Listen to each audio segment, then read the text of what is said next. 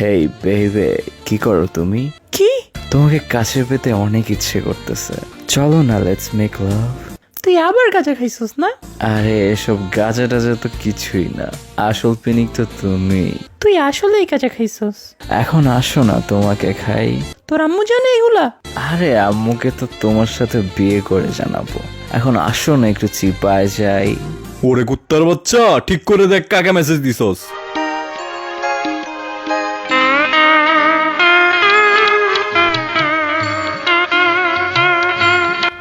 ইন্না লিল্লাহি ওয়া ইন্না ইলাইহি রাজিউন।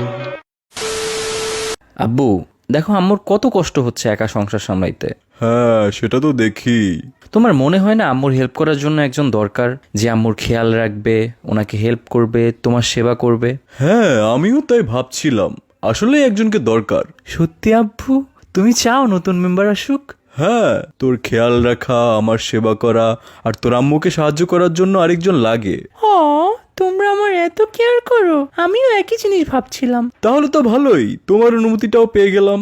তাহলে তোমাদের দুজনের কোনো আপত্তি নেই? আমি আরো ভয় পাচ্ছিলাম তোমরা মানবা কি মানবা না। আরে না মানার কি আছে, আমি তো কতদিন ধরে চাচ্ছি একটা কাজের বুয়া আনতে। কাজের বুয়া? হ্যাঁ, কাজের বুয়া। আমি বিয়ে করে নতুন বউ আনার কথা বলতেছিলাম।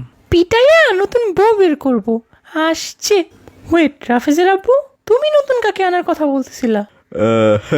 তুমি কি আরেকটা বউ আনার কথা ভাবতেছিলা? কই না তো। রাফেজ, আমার বটিটা নিয়ে আয় তো।